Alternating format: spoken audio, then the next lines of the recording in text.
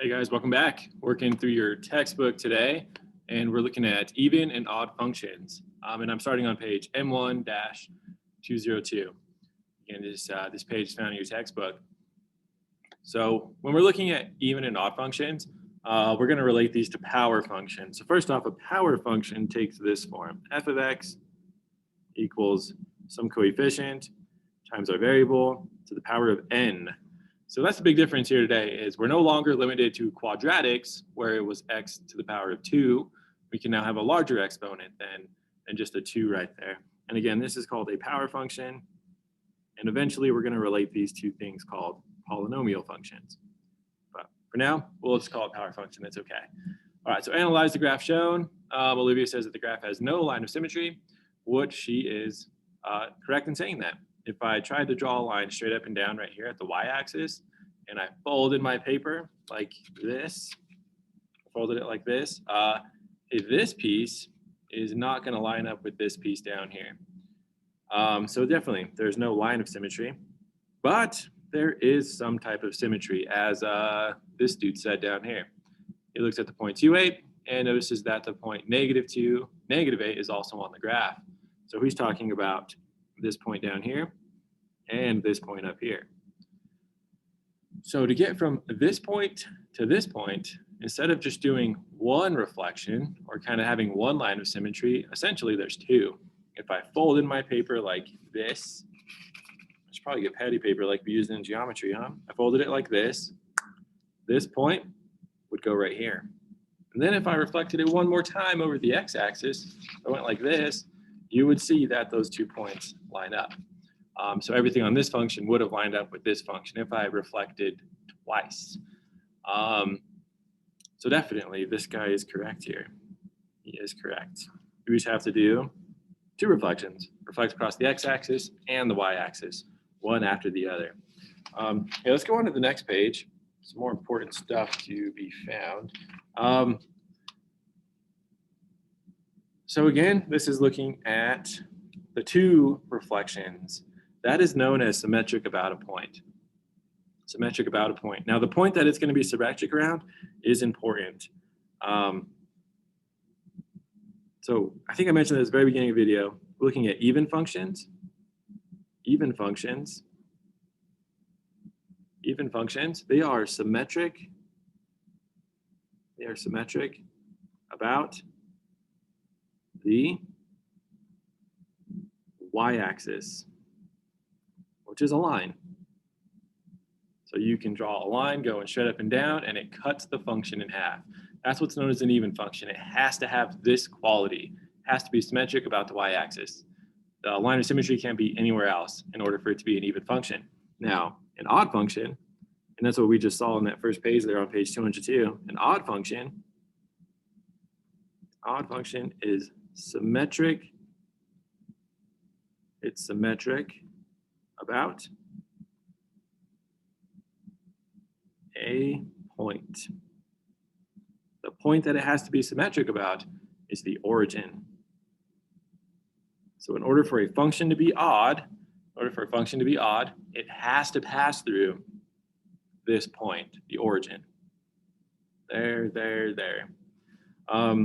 Hey, so these all appear to be odd functions because you can reflect it once to come here, and then if I reflected it again, hopefully you guys are able to visualize what I'm saying here. If I reflected this onto this side of onto quadrant 1 of the graph here, my function would be right here. And then if I reflected it one more time around this point, essentially, if I went down here, then the functions would line up. And again, that's what makes it odd. Hey, so it's even summed up for us right here, whatever I was writing up here.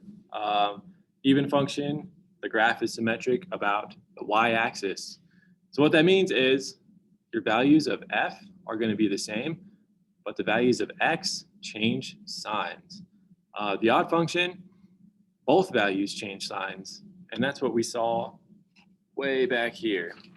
It passed through the origin, and then like this point is 2, +8, whereas this point down here, it all changed signs. We got -2, -8.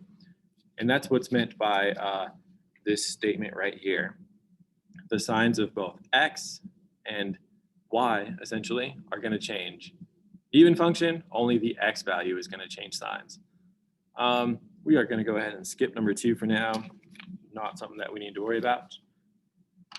Moving on, though, we are now on page 204.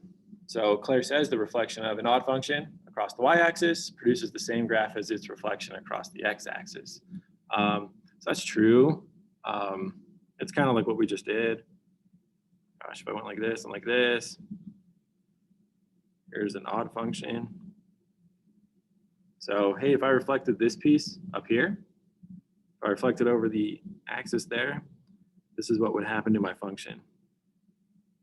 Now that's the same thing as reflecting over the y-axis. Can you kind of see if I flip this over the y-axis, it'll end up right here, this piece, and then this piece gets reflected and goes right there as well. Certainly think I should have busted out some patty paper. I might have some still, but oh well. Hey, we kind of went through this already. Odd functions, both signs are going to change. Even functions, only the x value is going to change signs. All right, so question number 4. State whether the graph of each function shown is even, odd, or neither one or the other. So part A. This one, I think it's pretty easy to tell, but we'll go through it anyways. You see how we cross right here at positive 1.2 or so, and then we cross right here at negative 1.2. The y value is the same though. The y value at like this point, what would that be, like around negative 1.5, negative 3, that's this point. If I just change the x value, I'll get down, over here, and the y value is still negative 3. So this one, maybe just a better way to do it is just visualize it. I mean, if I just drew a line going straight up and down at the y-axis, I would be able to fold this parabola looking thing in half. So yeah, certainly this one is even. Why is it even? It's symmetric about the y-axis. All right, so part B, it looks like it might be an odd function. It looks like it's, I don't know, it's got a point right here that's kind of the middle of the function. If I reflected it and then reflected again over this point, it might get back on top of itself. But this is missing something super, super important. It is missing that it's not passing through the origin. Hey, if the function is not passing through the origin, then it is going to be neither. Okay, part C. Is this one even, odd, or none of the above?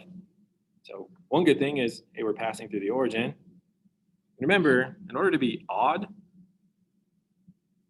both signs change of your function. So like I have a point right here that's at negative 1, positive 2. So hey, in order for this to be an odd function, that means I have to have a point at positive 1, negative 2. I have to be able to go over 1 and down 2 and get to another point. So this checks both boxes. You see how I have a point that changed signs?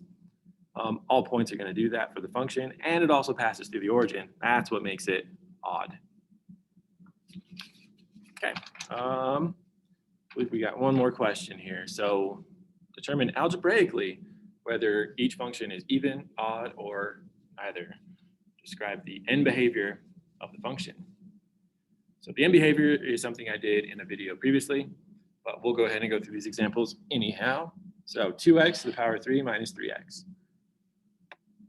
Since our degree is odd, let's check to see if it's an odd function. That'd be a very good starting point, I think. Since the degree is odd, let's see if we have an odd function. So all you have to do is evaluate. Plug in a value for x, get a value for y, and see if you have a point that corresponds to that on the other side of the graph. So I'm going to plug in f of 1. This means I'm going to do 2 times 1 to the power of 3 minus 3 times 1. Just keep on evaluating. So 1 to the power of 3 is just 1. Minus 3 times 1 is 3. You see what I did here? 1 to the power of 3 is 1.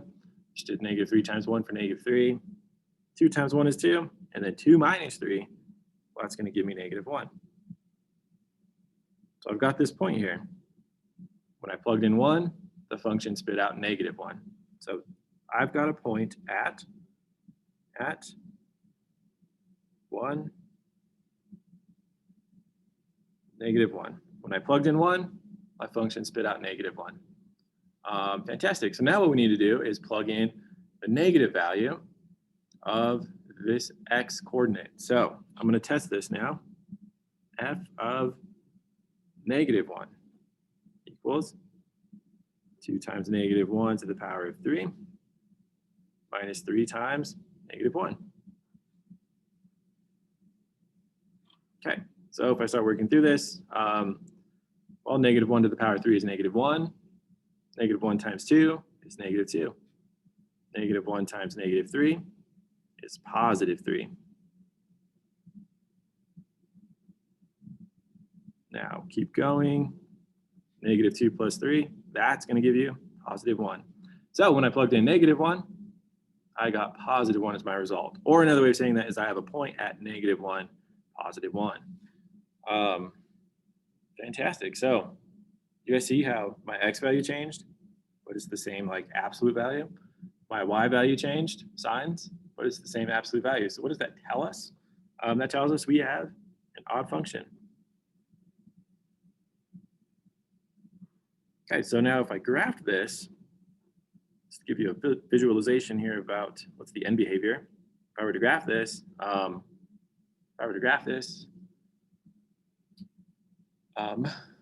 am I saying? I'm going to graph this. So I've got a point at -1, +1, maybe like right here. I'm going to pass through the origin. I know this. And I've got a point at 1, -1. Okay. This is positive, which means I go up at the end. Here's what your function is going to look like. It's going to come up to this point, have to go down to reach the origin, go down to reach this point, and then shoot back up again. So remember, for the end behavior, what we're doing is saying as x approaches infinity, what is our function doing? Where's our function going? As x approaches infinity, f of x, the actual function, as x goes to the right, the actual function goes up. It goes to positive infinity as well. And then as x goes to negative infinity, as x goes to negative infinity, f of x is going to go to negative infinity as well. Which I think you can see. If I go to the left, what's happening to the function? Well, it's going to go down forever. The function's going to go to negative infinity. And hey, that does it for the first part of question 5. Now we'll move on to question number B. Question letter B, I guess. G of x equals 6x squared plus 10. Is it even, odd, or none of the above? Well, hey, this one is an even powered degree. Doesn't mean it's an even function, but since the largest degree is 2, it's definitely not going to be an odd function. The largest degree would have to be odd in order to be an odd function. Fantastic. So let's check to see if it's even. What I'm going to do is plug something in. So I'll just plug in 1 again. G of 1 is equal to G of 1 squared plus 10. So G as a function of 1. Well, 1 squared is 1. 1 times 6 is 6. 6 plus 10 is 16. So I get 16 there, which means I have a point, 116. Now to be an even function, only the x value is going to change signs. Instead of both points or both coordinates changing signs, both the x and y, the whole ordered pair changing signs, only the x value changes signs. So let's plug that in and see if it will spit out positive 16 for us. So I'm going to plug in just -1. G of -1 equals 6 times -1 squared plus 10. Okay, so G of -1, what's it going to be equal to? Well, -1 squared is positive 1. 1 times 6 is 6, and 6 plus 10 is 16. So I've got a point at -1 is what I plugged in, and the function spit out positive 16. So that's good. Since we have the x value changed, the sign of the x value changed, but the y value stayed exactly the same, that means we are even. That is an even function. Okay, so if I sketched a graph of this one, just to show you. It's a little bit easier to sketch, I think. So we've got a point at, I go over one, left one, and then I go up to like 16, right? So I've got a point here at 16, negative 116, and I got a point here at positive 116. I don't know what I'm writing at this point, to be honest. All right, and then I have a y-intercept. You should see this number on the end. I have a y-intercept at positive 10. So I'll just put 10 maybe somewhere right around here. And so, hey, our function's going like this and like this.